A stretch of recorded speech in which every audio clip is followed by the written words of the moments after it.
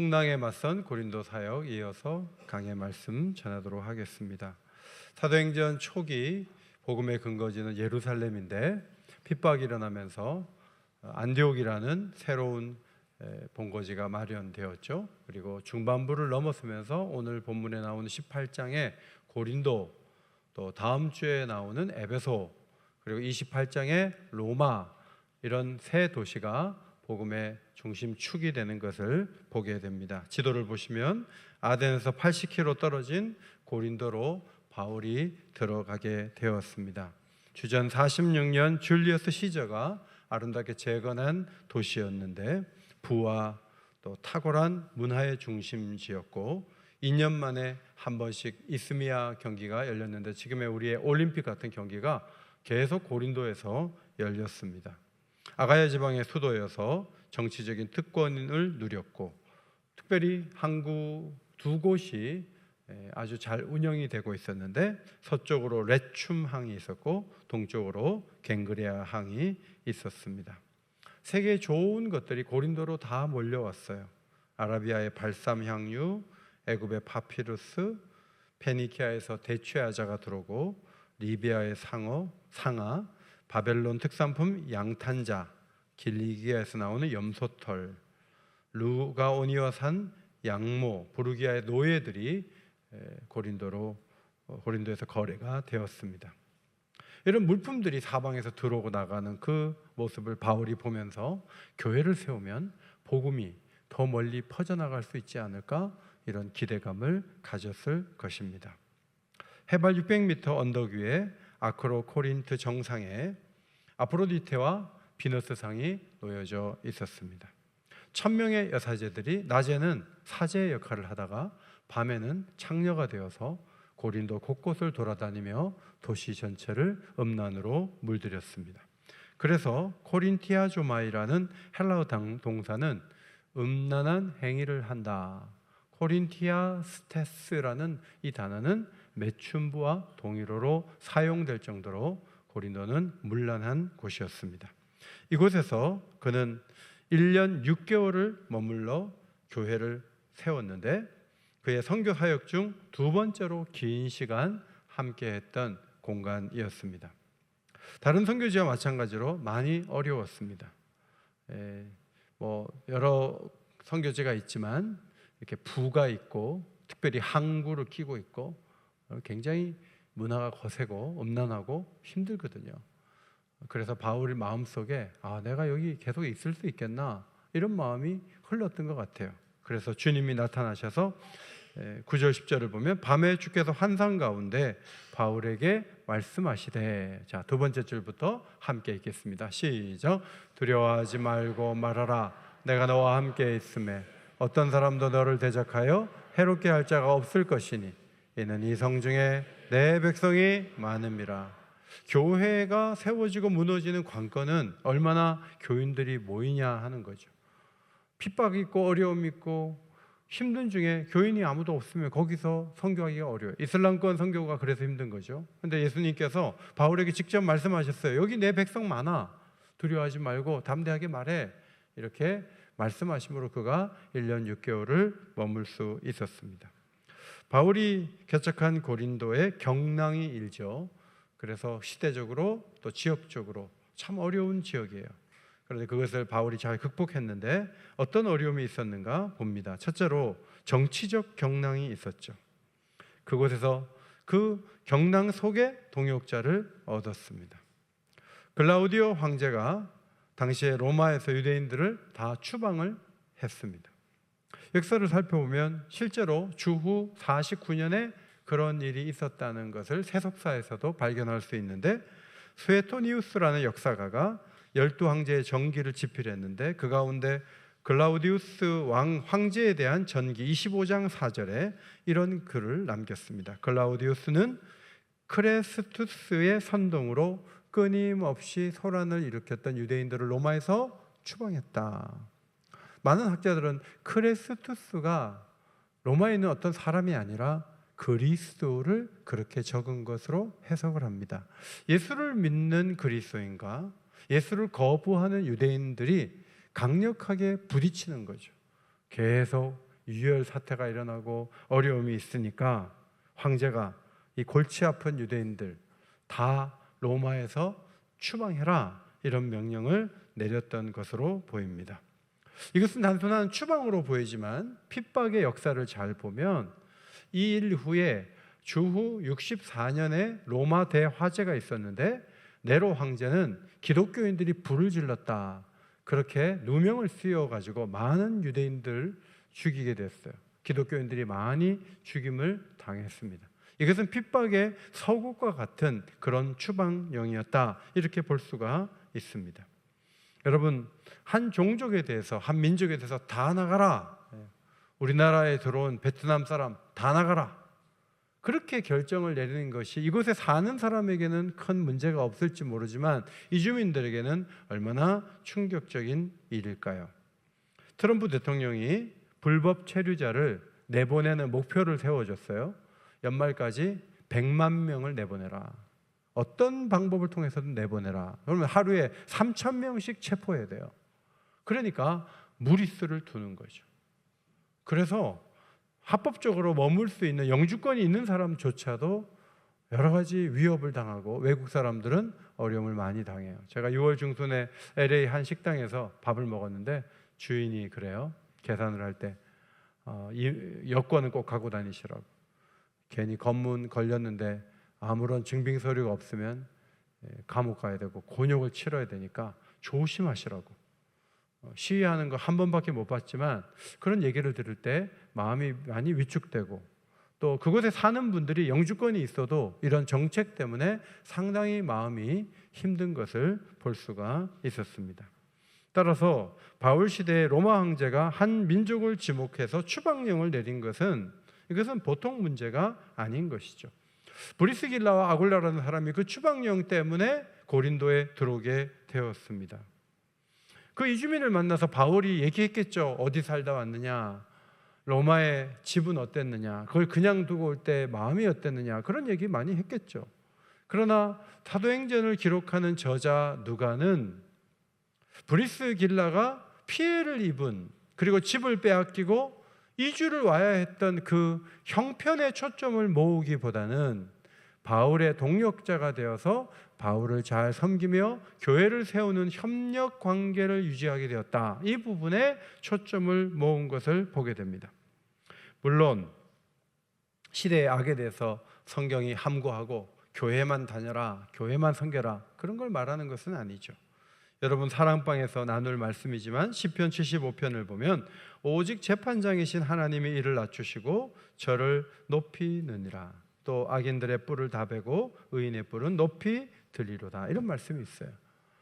권력을 휘두르는 그 로마 황제를 하나님이 심판하실 것이라는 생각을 왜 갖지 않았겠어요? 왜 전하지 않았겠어요?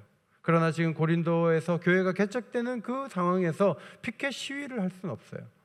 어떤 형태로 왔든지 교회를 세우는데 협력제가 되어서 함께 일하는 것이 중요하다, 이것이 바울의 관점이었습니다. 아들이 이정우하고 김혜성이 경기하는 그 다저스 구장에서의 경기를 오래전에 예매를 했어요. 그 예매를 해서 꽤 높은 곳에서 이렇게 볼 수가 있었어요.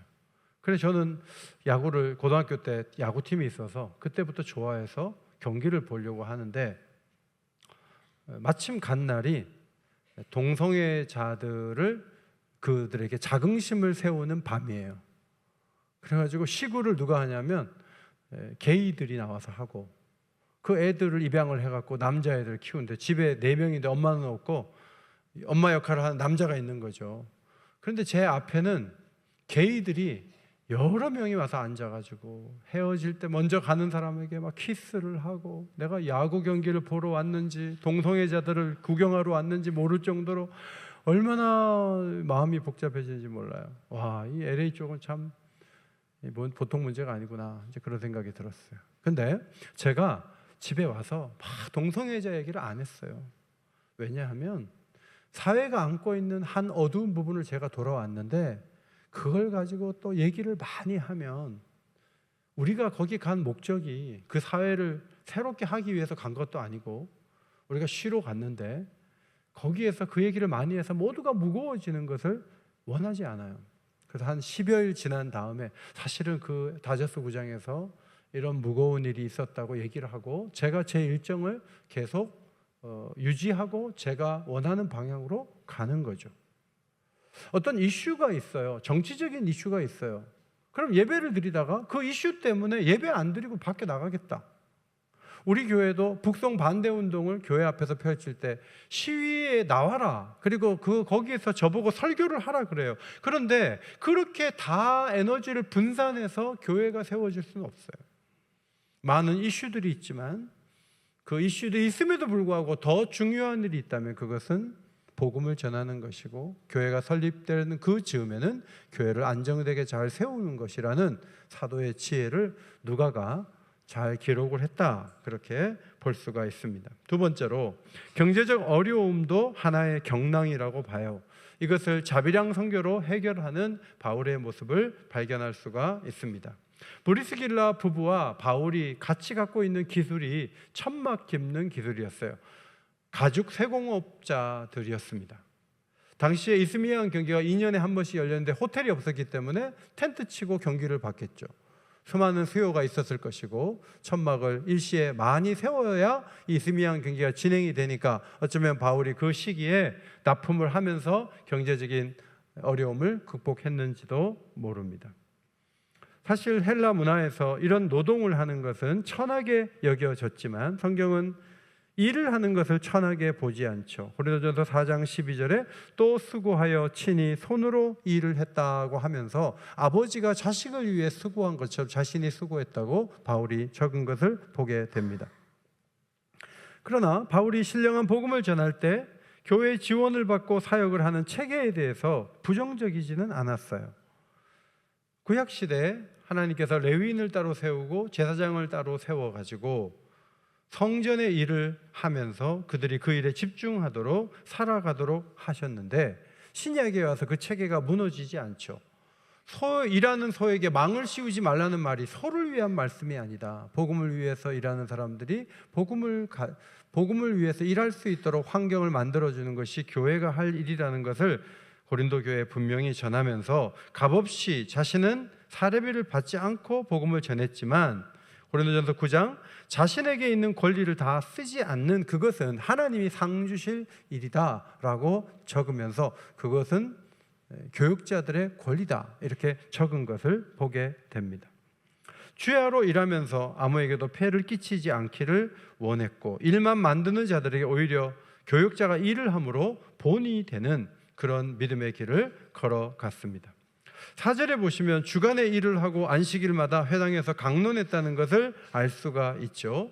그래서 일하면서 복음을 전하는 것을 뭐라고 합니까? 영어로 여러분이 구글에다가 자비량 선교라고 치면 텐트 메이킹 미션, 사도행전 18장의 이 표현을 가지고 와서 이게 단어가 돼요. 자비량 선교가 되는 거예요. 여러분, 이슬람권이나 공산권에 목사님들 못 들어가요. 신학을 공부했다, 포교하러 왔다, 막아요. 그러나 전문인 선교사가 돼서 자신이 가진 기술을 가지고 그곳에 들어가 복음을 전하는 것은 그들이 알지 못하기 때문에 들어가기가 훨씬 용이하죠. 선교비가 참 많이 들어요. 우리 손마가 선교사님이 우리가 처음에 파송할 때부터 기술이 있어가지고 공장을 하나 운영을 했었죠. 지금은 캄보디아의 푸놈펜에 식당을 렌트를 빌딩을 해갖고 1층에다가 식당을 운영을 해서 60가지 메뉴를 내놓고 유명한 식당이 돼서 거기서 13명의 농인을 고용을 하고 그곳에서 나오는 기금을 가지고 10명이 넘는 선교팀이 선교를 운영하는 것을 보게 됩니다. 바울이 보여주는 이 본은 일하는 것을 거룩하게 여길 수 있다. 복음을 전하기 위해서 하나님께서 그렇게도 이끌어 주신다 하는 교훈을 전해주지만 5절은 조금 다른 각도에서 기록된 말씀으로 보입니다. 5절을 앞에 보시고 함께 읽겠습니다. 시작. 실라와 디모데가 마게도냐에서 내려오며 바울이 하나님 말씀에 붙잡혀 유대인들에게 예수는 그리스도라 밝히 증언했다고 했습니다. 베레아에서 바울이 아덴까지 데려다 준 사람들에게 자신과 동역했던 실라와 디모데를 좀 빨리 오라고 명령한 적이 있다고 제가 말씀을 전한 적이 있어요. 그들이 오기는 왔는데 아덴에서 사역할 때 온 것이 아니라 고린도에서 사역할 때 뒤늦게 도착했다는 것을 알 수가 있습니다. 그런데 5절 말씀에 보면 그들이 내려왔을 때 바울이 하나님 말씀에 붙잡혔다는 거예요. 그리고 예수는 그리스도라고 밝히 증언을 했다는 거예요. 아니, 이 두 사람이 제자와 같은 사람인데 제자 둘이 왔다고 스승 같은 바울이 더 말씀이 충만하게 됐다는 것을 여러분 이해할 수 있겠습니까? 바울과 디모데가 와갖고 열심히 도와주니까 바울이 더 이 제자들 때문에 말씀에 붙잡혀갖고 더 열심히 전도하게 됐다. 그렇게 보기에는 조금 어려운 면이 있어요. 그래서 성경학자들이 5절과 연결시키는 두 곳의 성경 구절이 있어요. 그것이 고린도 후서 11장 8절 9절이죠. 먼저 이 말씀 보면 나는 여러분을 섬기기 위하여 삭슨 다른 여러 교회에서 받았습니다. 자, 셋째 줄부터 읽습니다. 시작. 아무에게도 누를 끼치지 아니함은 마게도냐에서 온 형제들이 나의 부족한 것을 보충하였습니다. 내가 모든 일에 너희에게 폐를 끼치지 않기 위하여 스스로 조심하였거니와 또 조심하리라. 마게도냐에서 온 형제들이 누군가 하면 실라와 디모데예요. 그들이 선교비를 가지고 온 거예요. 그 선교비를 가지고 왔기 때문에 그 부족한 그 부분을 채워가면서 과거에는 주간에 나가서 텐트 만들어야 됐지만 실라와 디모데가 온 다음에는 그렇게 할 필요가 없어요. 선교비가 왔으니까 이제 열심히 복음 전하는 일에 더 집중할 수 있었다는 것이죠. 빌립보서 4장 15절 이하의 말씀도 그런 취지를 발견할 수 있는 기록이죠. 빌립보 교회 외에는 도움 주는 교회가 없었는데 데살로니가 있을 때에도 너희가 한 번뿐 아니라 두 번이나 나의 쓸 것을 보내었도다. 그래서 복음사에게 더 집중하다 보니까 하나님 말씀에 붙잡혔고 예수는 그리스도라고 더 강력하게 전할 수가 있었다 하는 것이죠. 여러분, 우리가 교회를 섬기다 보면 선교사들이 그냥 자기가 사는 거 자기가 벌어서 선교하면 너무 좋을 텐데, 자비랑 선교하는 분도 있지만 그 많은 선교사님들이 전부 한국만 쳐다보지 말고 우리 선마가 선교사님처럼 뭐 사업도 하나씩 하면서 그러면 좋지 않을까? 그리고 담임 목사님과 부목사님도 주간에 좀 나가서 일을 하면서 교회를 하고 교회에서는 한 10만 원씩만 드리면 교회 재정이 건전해갖고 훨씬 좋을 텐데, 이런 생각을 할 때가 있어요. 어려울 때는 그런 생각이 들어요. 그러나 생각을 좀 뒤집어서 초등학교 선생님들이 밤에 대리운전하고 여러분 아이들을 가르친다고 할 때 여러분 지지하시겠습니까? 대학 교수가 투잡, 쓰리잡 뛰면서 대학 교수하면 여러분 지지하시겠습니까? 그래가지고 애들을 가르치겠냐고 여러분이 호통치지 않을까요? 투잡 뛰는 데가 있어요. 아프리카 초등학교 선생님들 그 월급 받아가지고는 도저히 일을 할 수가 없어요. 그러니까 2개, 3개 일을 해요. 그러면 교육이 제대로 되지 않는 거예요. 하나님은 오래전에 레위인을 세우시고 제사장을 세우시고 그들에게 성을 주라고 하시고 많은 사람들이 레위인을 먹여 살렸죠. 그리고 하나님께서 하나님의 질서에 따라 움직이는 이들에게 손으로 하는 일에 복을 주시겠다고 약속하신 거예요. 그것은 교회에도 그대로 흐르는 사상이고 체계예요. 하나님께서 놀라운 은혜를 부어주시고 그 은혜를 입은 성도들이 삶의 현장에서 힘을 다해서 일하고 하나님께 11조를 드리고 감사의 예물을 드리고 선교 예물을 드려서 교회가 왕성하게 움직여 온 것에 대해서 우리는 자부심을 갖게 되는 것이죠. 세 번째로 대적, 비방, 법정에 넘겨지는 고초를 당하죠. 여러분, 복음이 온다 그래서 늘 사람들이 환대하고 좋아하고 그러지 않아요. 복음을 전하면 냉담한 반응을 받게 되고 비방도 듣게 되고 때로는 법정에 넘겨지는 아픔도 경험하게 되죠. 회당에서 복음을 전할 때 반대에 부딪히게 되고 비방을 받게 될 때 바울이 발에 묻은 먼지를 털어내듯 언약 파기의 상징인 자신의 옷을 털었어요. 옷을 막 털었어요. 이 옷을 턴다는 이 표현은 느헤미야에도 나와요. 5장에 보면 내가 옷자락을 털며 이르기를 이 말대로 행하지 아니하는 자는 모두 하나님이 또한 이와 같이 그 집과 산업에서 털어버리실지니 그는 이렇게 털려서 빈손이 될지로다. 이자놀이 하는 사람이 있는 거예요. 포로에서 잡혀와서 얼마 되지 않았는데 벌써 부를 축적하는 방법이 너무 좋지 않은 거예요. 느헤미야가 옷을 털면서 100분의 1이라도 돌려줘라, 그리고 다시는 이자놀이 하지 말라 하면서 하나님이 털어버리시면 빈손이 된다, 그렇게 강력하게 경고한 이후에 사도 바울이 또 고린도에서 옷을 터는 역사가 있게 되었습니다. 그리고 하는 말이 6절 하반절, 너희 피가 너희 머리로 돌아갈 것이요 나는 깨끗하니라. 이후에는 이방인에게로 가리라. 이 말씀은 에스겔 33장에 있는 역사를 배경으로 하고 있습니다. 적이 몰려올 때 신실한 파수꾼은 나팔을 불어요. 그러면 사람들이 나팔 소리 듣고 방비를 하겠지만, 나팔을 불지 않고 그냥 도망을 치면 사람들이 잠을 자다가 죽게 돼요. 그 피는 파수꾼에게서 찾아요. 그 죗값은 파수꾼에서 찾아야 된다라는 말씀이 있어요. 바울은 복음을 전할 때 해당에서 비방하고 안 들으면 그건 너희들이 잘못이고 나는 깨끗해 하고 옷을 털고 나오게 된 것이죠. 여러분이 복음을 전할 때 안 듣는 사람 때문에 상처받고 내가 뭐 부족한가 뭐 그런 생각하는데, 그러지 말고 그거는 그 사람의 한계고 그 사람의 잘못이다, 그렇게 보고 담대하게 앞으로 나가는 게 중요하죠. 그래서 바울이 회당 옆집으로 가요. 회당 옆집에 누가 사냐면 디도 유수도라는 사람의 집에 들어갔어요. 이 사람은 이방인이에요. 그런데 그가 복음을 받아들여요. 그래서 복음의 축이 회당에서 집으로 바뀌어지는, 가정으로 바뀌어지는 것을 보게 됩니다. 디도 유수의 집이 성전이 되는 것이죠. 비방을 들을 때 어두운 도시를 빠져나가는 것이 아니라 몇 발자가 이동하면서 하나님이 예비하신 사람을 만나는 것이죠. 회당장 그리스보라는 사람이 또 뒤늦게 마음의 변화를 겪고 그 온 가족이 예수를 믿는 놀라운 변화를 보여주었습니다. 성경이 지금 강조하는 건 뭐예요? 복음을 전하면 아무 어려움이 없다, 그게 아니고 누군가는 비방하지만 누군가는 듣고 예수를 믿고 세례를 받는다, 그거를 보여주고 있어요. 사도행전 10장에서는 고넬료죠. 회심한 첫 이방인 남자입니다. 16장에서 루디아죠. 회심한 첫 이방인 여자입니다. 빌립보 간수가 주께로 돌아왔죠. 회심한 첫 이교도예요.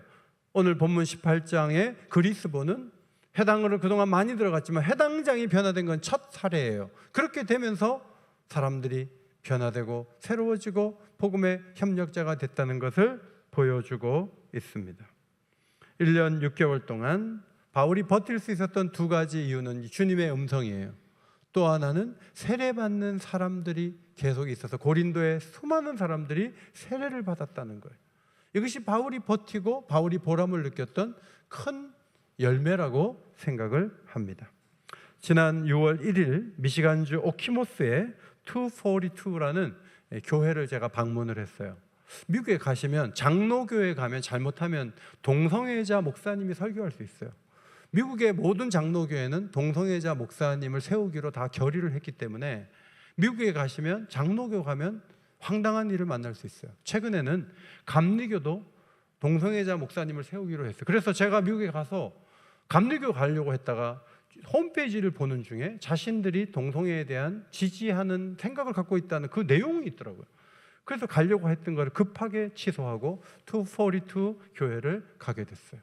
이 예배를 드리면서 미국인들이 어떤 모습으로 예배를 드리는가 이렇게 쭉 보니까 설교가 끝난 다음에 침례교예요. 침례교가 지금 그래도 이 보수 신학을 그대로 갖고 있는 그 교단이거든요. 침례교인데 이쪽에 풀이 있더라고요. 거기에 아이 하나가 신앙을 고백해서 목사님 한 분이 물속에 들어가서 그 아이를 침례를 주는데 거기에 있는 수백 명의 성도들이 크게 환영을 하고 축하를 해주고 축복을 해주는 그 모습이 굉장히 인상적이었어요. 우리는 세례를 줄 때 교인들이 오늘 세례식 있어? 예배 늦게 끝나겠네. 아이고 이거 오늘 잘못 왔네. 뭐 이런 생각을 할 때가 있는데 다는 아니지만, 그런데 이 미국 사람들이 전체적으로 그 한 명의 아이가 침례를 받는데 박수를 끊임없이 치면서 환영하는 거예요. 그래서 참 이분들은 귀하게 여기는구나 생각을 했는데, 지난 주일날 달라스에 있는 워터마크 교회, 달라스에서 가장 부흥하는 교회 중에 하나 교회를 또 탐방을 갔는데 예배 시간에 4명을 이렇게 화면에 띄우더라고요. 그리고 예배가 끝나자마자 교회 앞에처럼 풀이 있어요. 저기서 사람들의 간증을 듣고 환영을 하는데, 축제 분위기로 이 4명이 그리스도 앞에 돌아온 이 침례식, 이 세례식 때문에 모두가 감격하고 기뻐하고 환한 표정을 짓고 축제의 분위기를 마련하는 모습을 보면서 침례교회가 갖고 있는 굉장히 중요한 전통이라는 생각이 들었어요.